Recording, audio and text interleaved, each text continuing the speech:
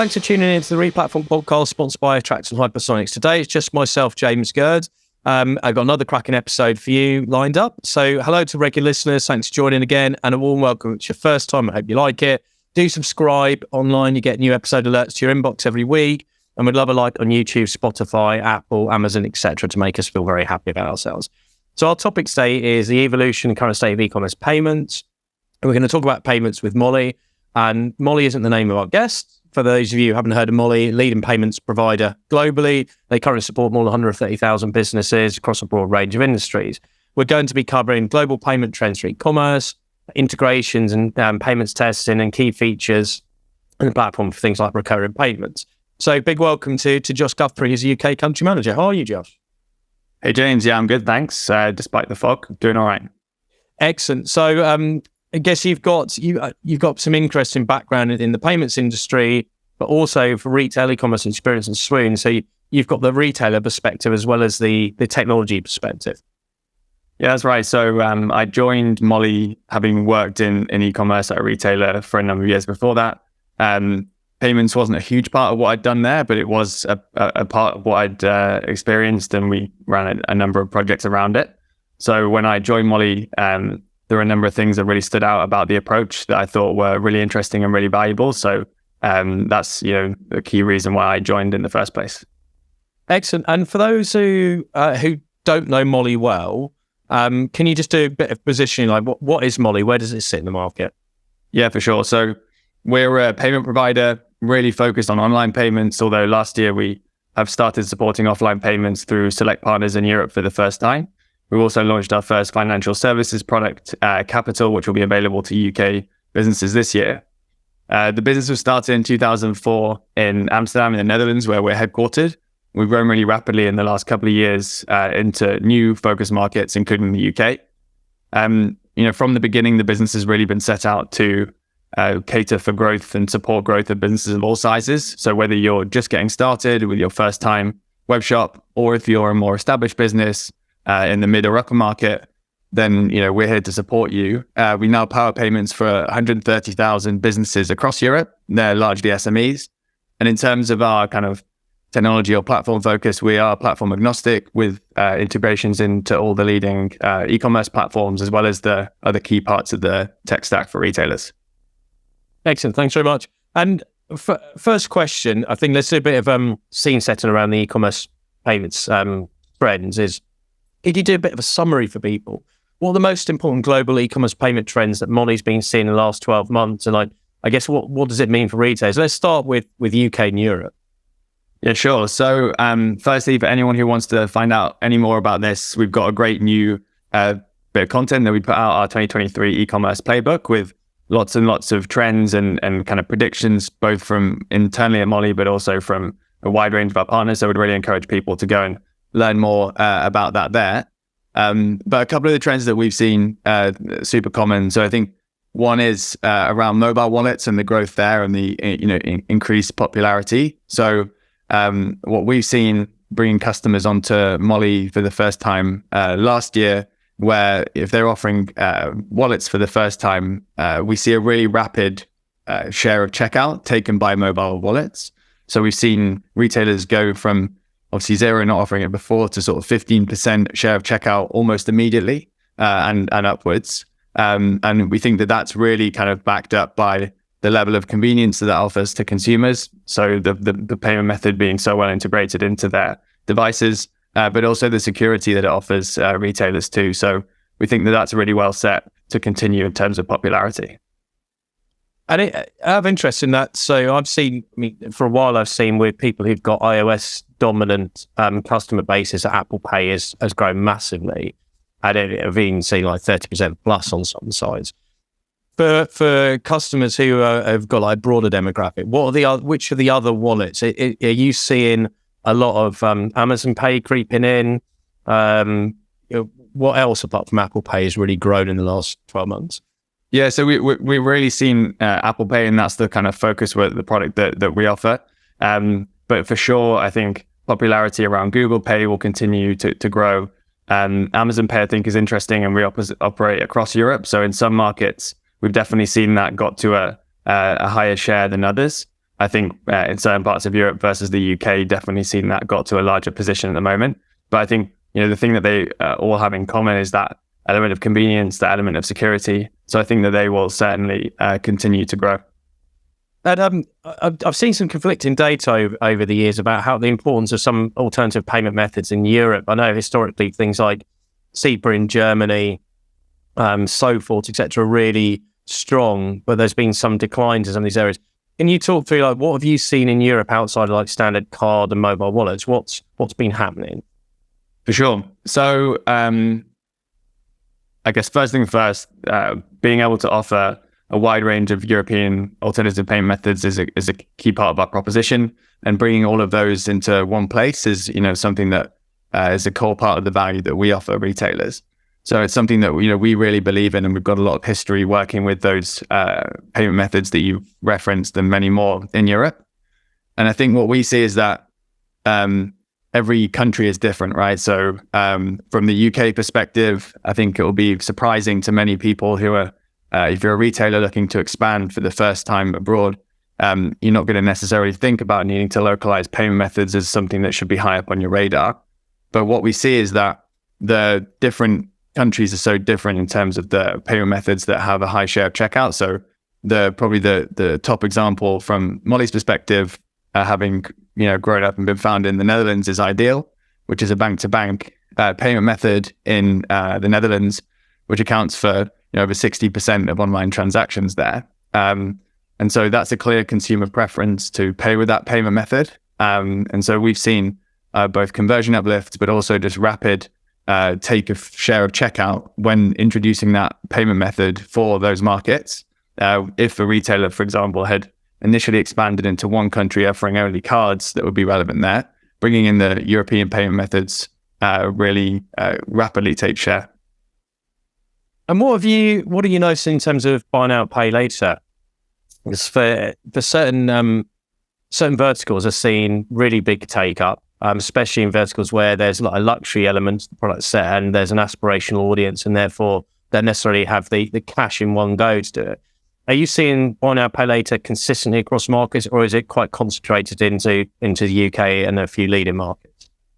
No, we're seeing it really consistently for sure. And I think, like you said, one of the interesting things about it is it has, and I think it increasingly is broadening out its popularity and the demographic that it is appealing to.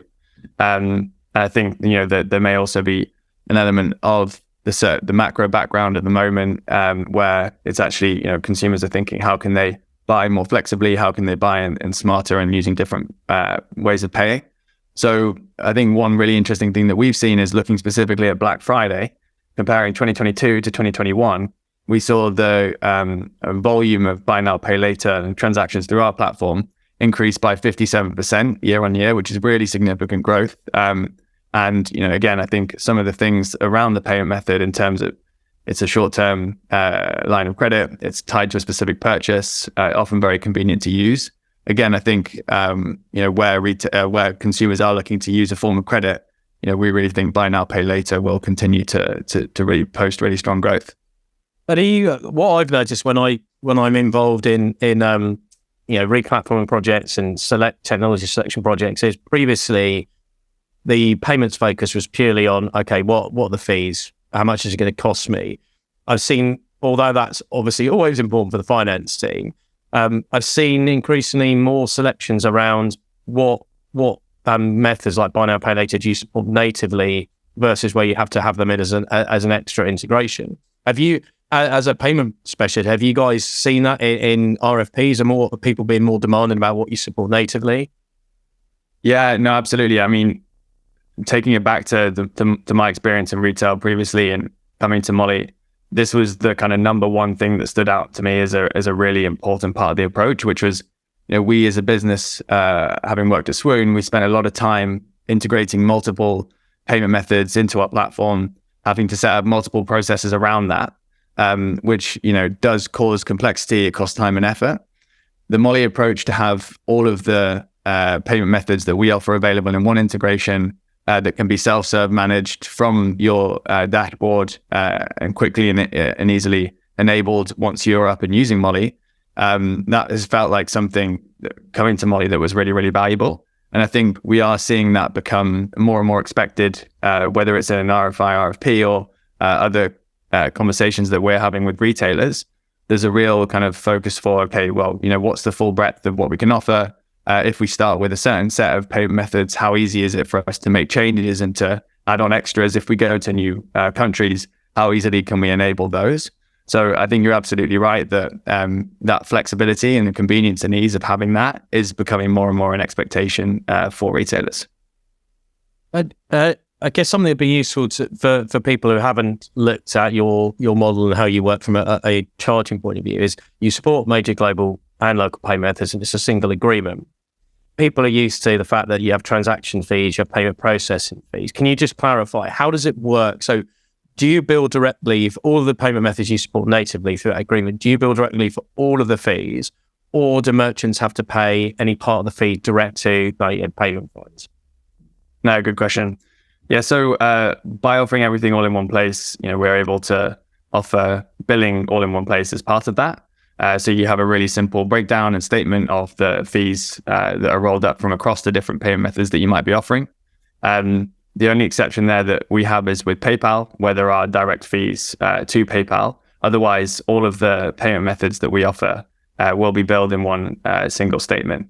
And I think you're definitely right that overall, when retailers are considering the kind of choice of payment provider now, I think price is always going to be a key part of any choice. But I think it's now the expectation around the convenience, the ease, the ability to get multiple payment methods, simple integration means that it's really only one consideration for them rather than the consideration these days.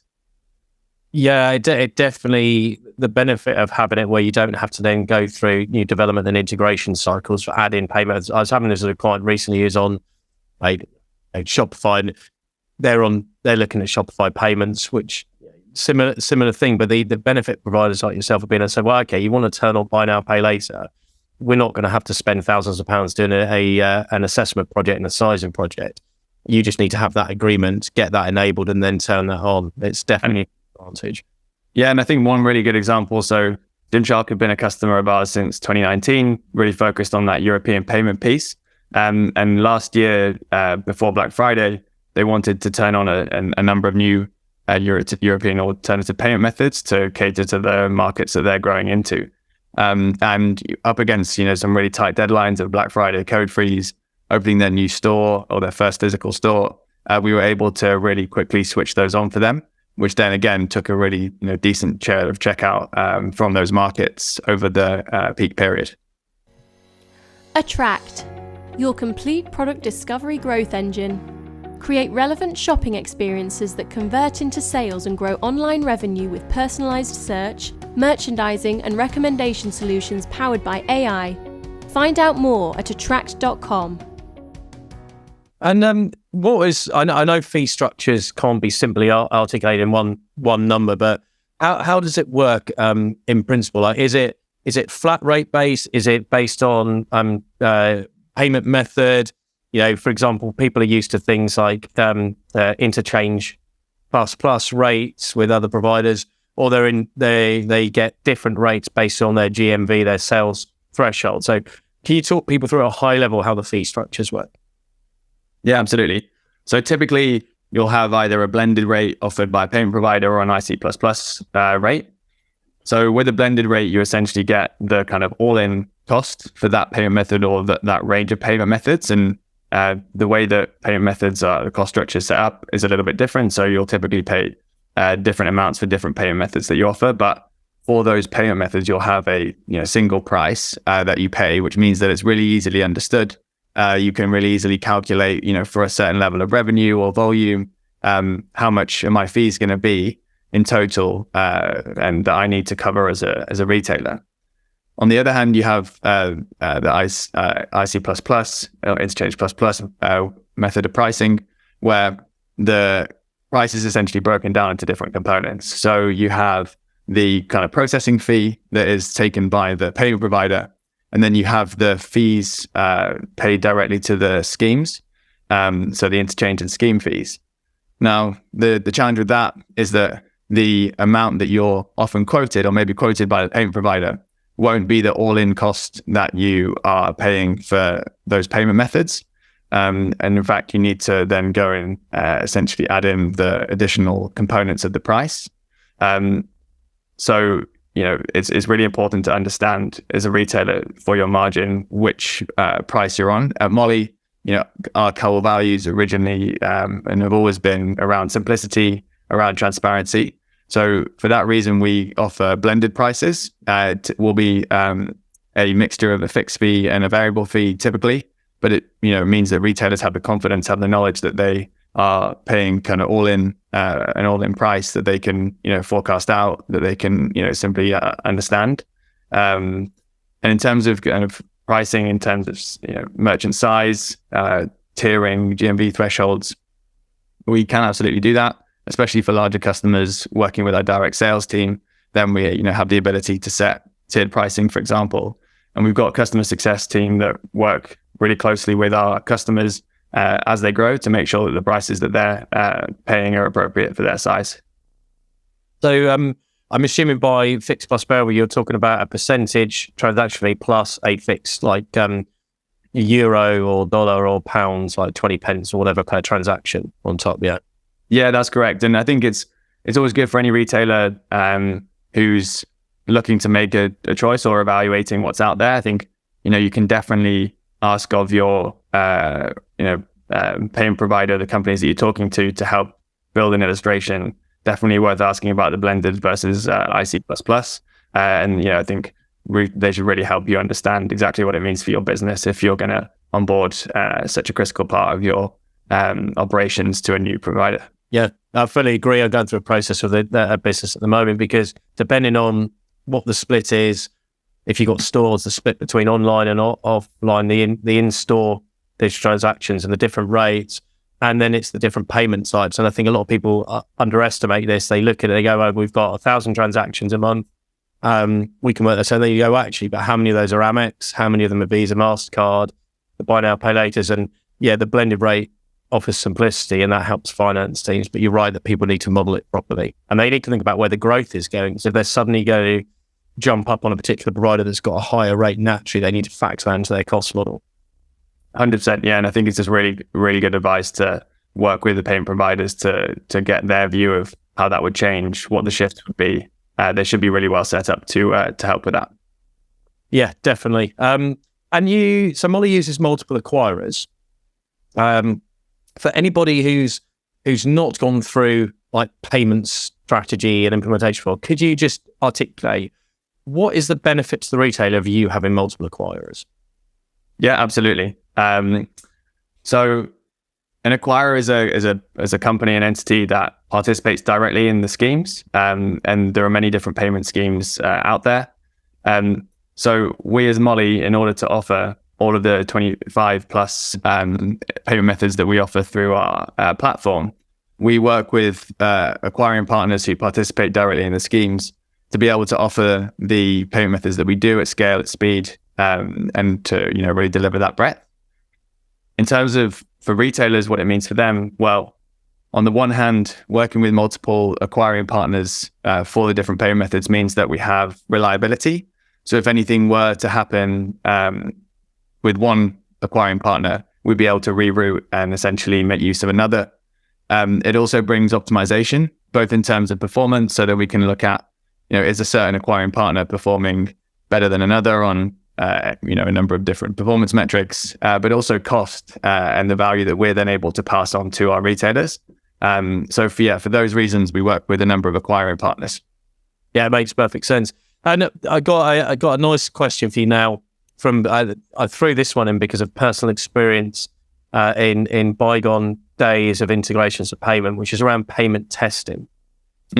Critical parts of pre-launches. Have you tested end-to-end all the different payment methods? And I've seen challenges in the past of connecting to sandboxes for some of the payment methods like Apple Pay. So how does Mollie handle testing? What capabilities do you give to merchants to do proper testing prior to launch? Yeah, really, really good question. So we firstly try and make it really easy for retailers to get to a point where they can do testing. So anyone can sign up on our website, create an account, and get through to test API keys pretty rapidly. So you have access to those. For larger merchants, we also have sales engineers that are on hand to help work through any testing plans that you might have, or if you want help creating one, then that as well.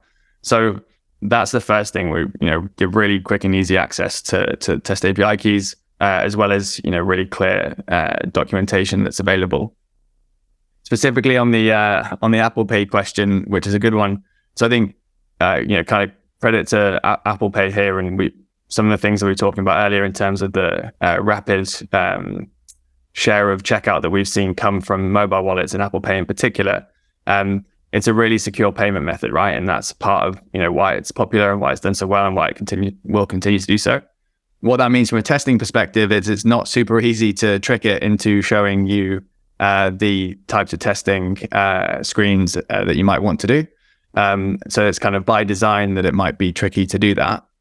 What we do, and that's true for Mollie as well, but we do have ways around it. So what you can do at Mollie is in your profile, in your account and dashboard, if you, as a retailer, enter your staging environment as a website profile, then you're then able to have that validated by us. You can then use your live API keys once your account is set up. So not available as early as a test API keys, but our onboarding process is pretty rapid anyway. So once you get through to your live API keys, then you'll then be able to have live Apple Pay payments and do testing that way, but in your testing and staging environment. Right. Okay. So you can run it end to end in your staging, but it's actually a live payment. So you would have to go through the process of doing the refund, etc., onto your card. So you'd be using real card data, basically. You would be using, so it would be a live payment. Your refund process typically isn't super painful. Depends obviously what your testing program is and the level of volume that you want to put through this. And we can also potentially support if there's anything that we need to make bulk changes to. But that's a way that we're able to give retailers access to that in a environment that they're testing in. Yeah, and testing the full end-to-end, including the refund piece, is important because customer services teams want to know that piece works as well. And you've also got a recurring payments feature, and we both know that recurring payment subscriptions have increased in popularity, specifically over the last few years. It's a big growth there in e-commerce. I'd love to know what payment methods are working for recurring payments. How's it working? And what sort of features are you enabling? Because recurring payments aren't static; they do change. People pause, they cancel, they change frequencies. Yeah, absolutely. So, I think subscriptions, again, if you head to our e-commerce playbook that we recently published, you'll find a whole section on subscriptions and the outlook for that. It's also something that we work with on a number of partners and have seen definitely a real increase in demand for over recent years. So, absolutely, like I said, we've got a recurring set of APIs that we've built into plugins, but retailers can also build with custom if they'd like. So we offer recurring payment methods for all of the card types that we support globally. And we also support it for direct debit, SEPA direct debit in Europe, where the initial payment in that case is made via one of a number of payment methods that are available in Europe. So one example would be Ideal, which is the Dutch bank-to-bank payment method, where making an initial payment with Ideal can then count as the mandate that authorizes the ongoing direct debit to be taken by the retailer. So that's something that we offer in Europe, offer cards globally, and it's something that for sure we're thinking about in the UK, how we can offer direct debit in the most convenient way for retailers here. And in terms of subscriptions, my assumption, but I always like to test assumptions because they're dangerous, is they basically just falls into the standard payment fees, right? Because it's going to be paid on a card, for example. Or are there any different charging mechanisms for subscription? So if you use Mollie, so for example, with either building custom with our recurring APIs or through one of our extensions, for example, into one of the e-commerce platforms where we have specific kind of recurring extensions for those platforms, then absolutely, as you said, it will be charged as per normal rates, like for like with kind of one-off payments. So yeah, absolutely. And I think in terms of the other question you asked around functionality, so we have a set of extensions that are available on the kind of major e-commerce platforms that allow retailers to control some of the functionality that you'd expect. Whether that's storing, pausing, canceling, for example. It's typically set up for the most common use cases, which would probably be a fixed interval physical product, rather than something that is highly customized, modifiable every time, different types of goods, for example. And that's based on, our ethos when we're developing any product, whether it's a core or it's a platform integration. We're really driven by the consumer demand. And so what we found in that case of, more kind of complex subscriptions is that it's made sense for us to partner with companies. So for example, ChargeBee is a great partner of ours, allows you to do really complex and interesting stuff with subscriptions. So a lot of the time we would recommend businesses to work with Mollie plus ChargeBee if they're looking for something, super customized. Because as you said, it can get pretty funky in terms of what businesses want to do with subscriptions and recurring products.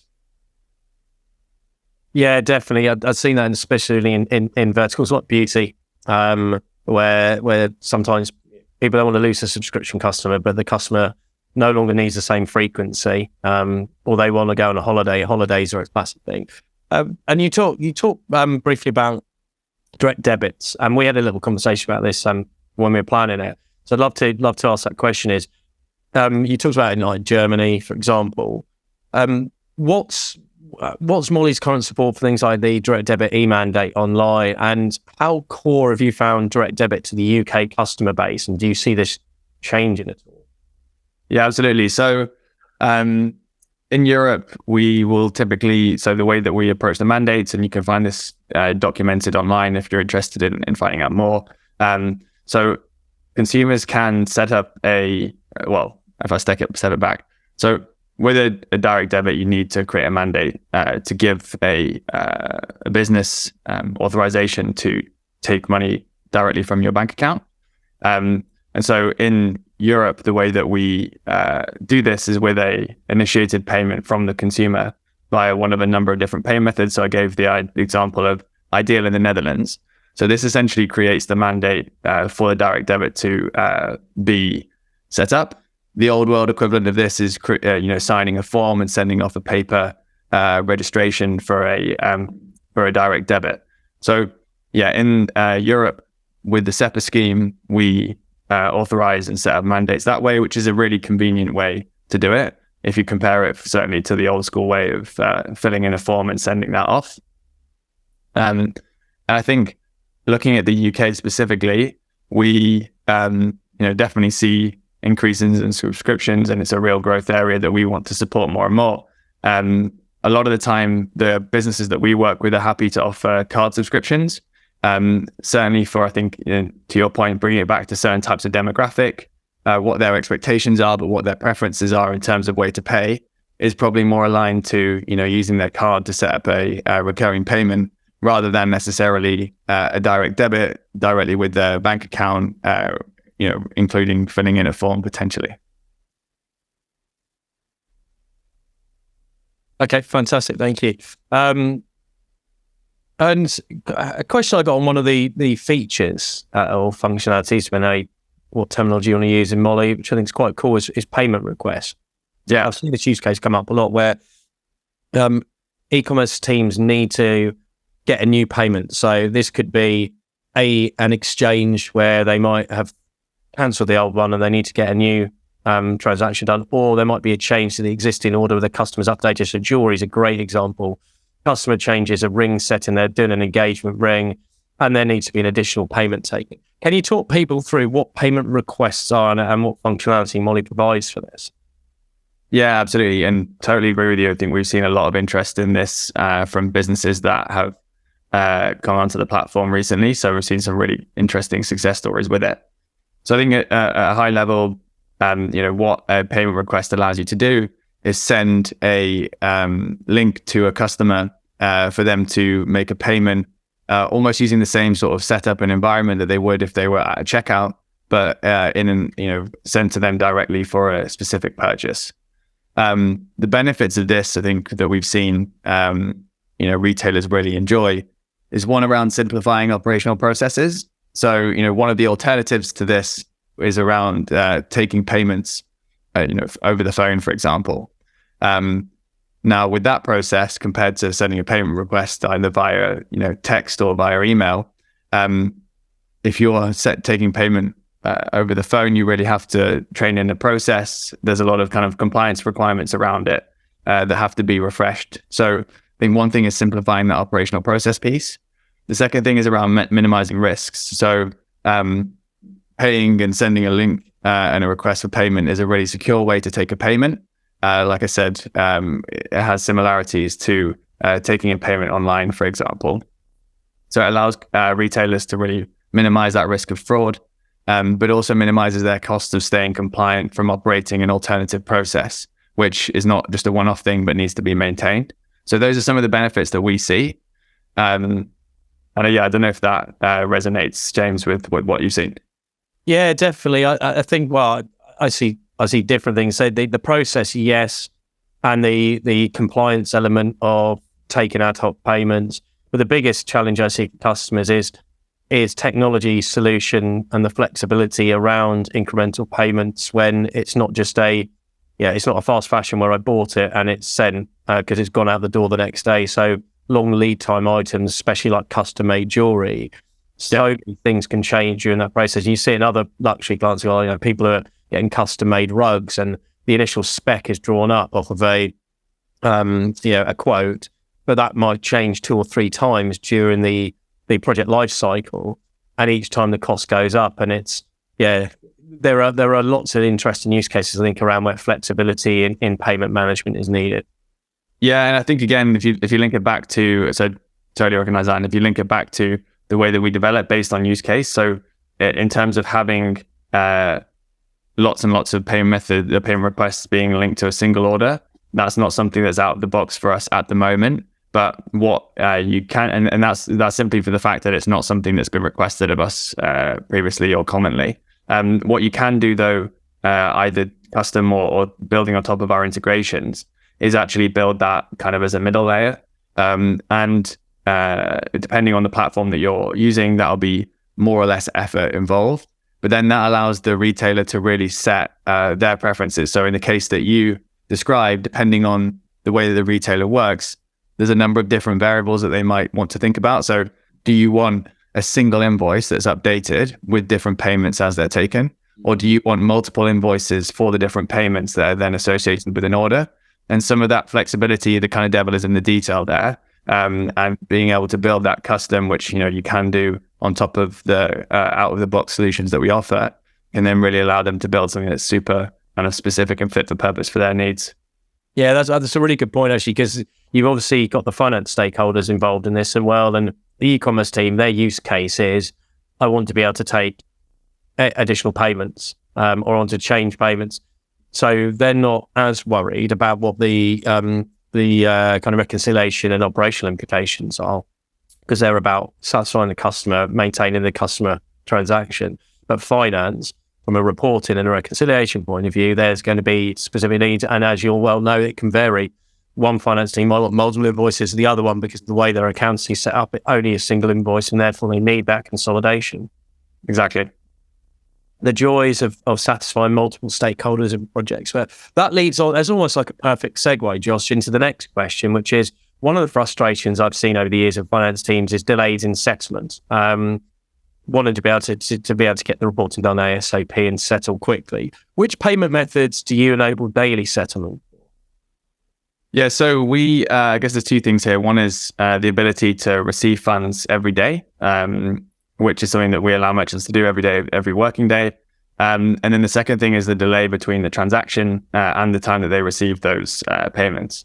So what we're able to do, especially for large retailers or where there's a particular need, we are able to, for most of the payment methods that we offer, including card, but also those European APMs that we talked about, like Ideal, we're able to offer settlement the day after the transaction.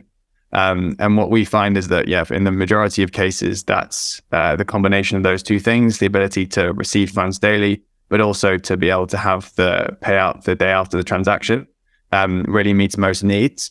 I think in terms of, the additional requirements that the finance stakeholder might have and might be thinking about, there's a couple of other things that we offer. So one is, fairly basic and intuitive, but really saves a lot of time and effort, is making sure that the name of the settlement file that we generate matches the payment reference when the retailer receives the payment, so that reconciliation piece can be really easily done.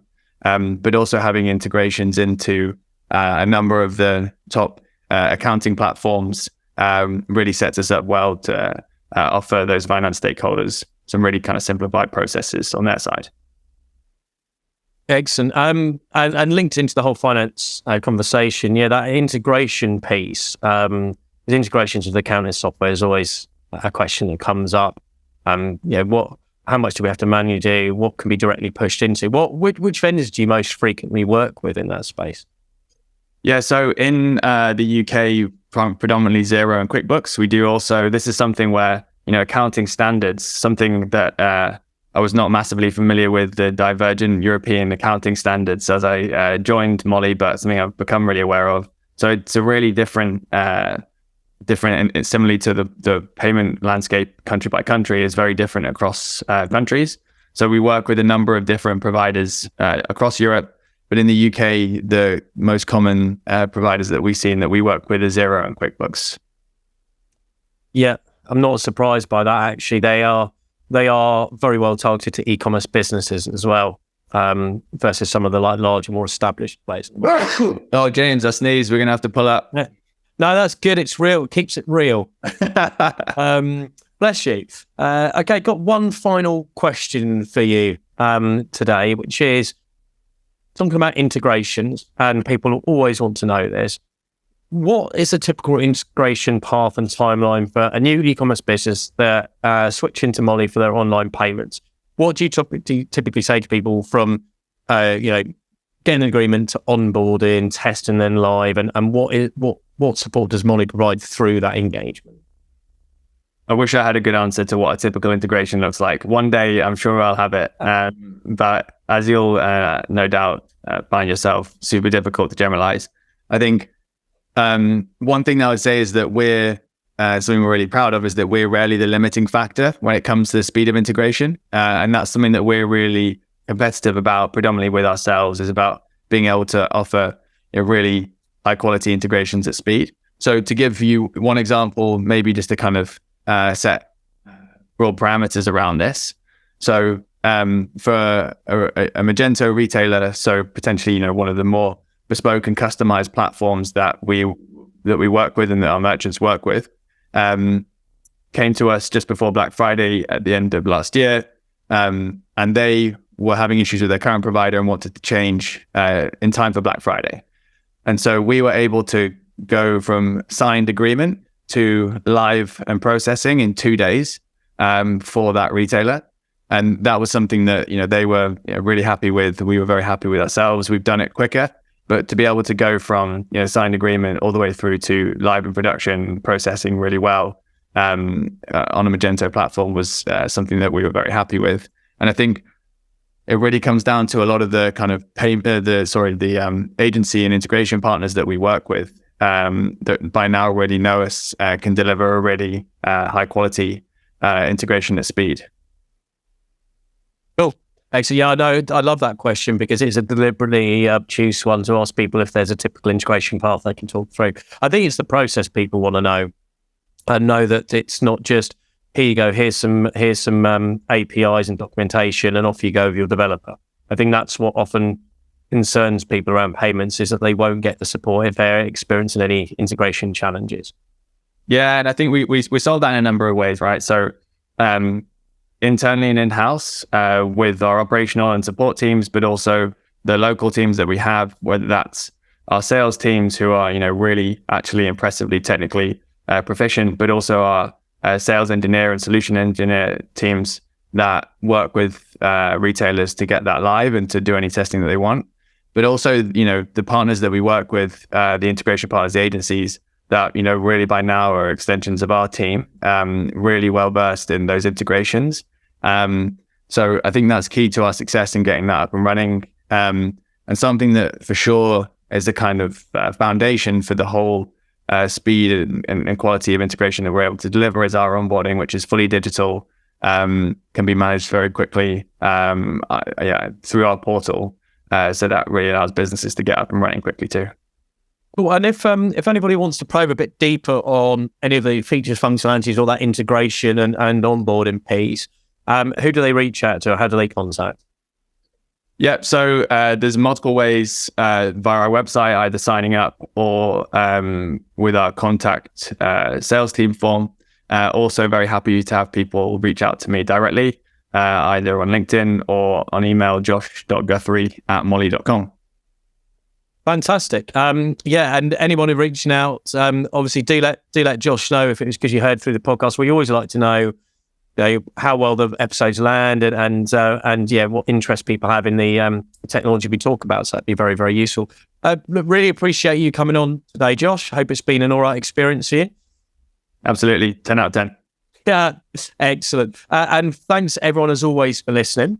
We do appreciate it. If you've got any ideas for exciting topics for the future, do let us know. We would love you to subscribe. We send out episode alerts every week.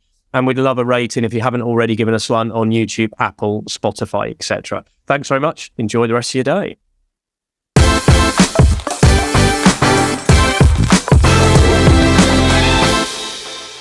For more information on this topic, head over to replatform.fm for our audio podcasts.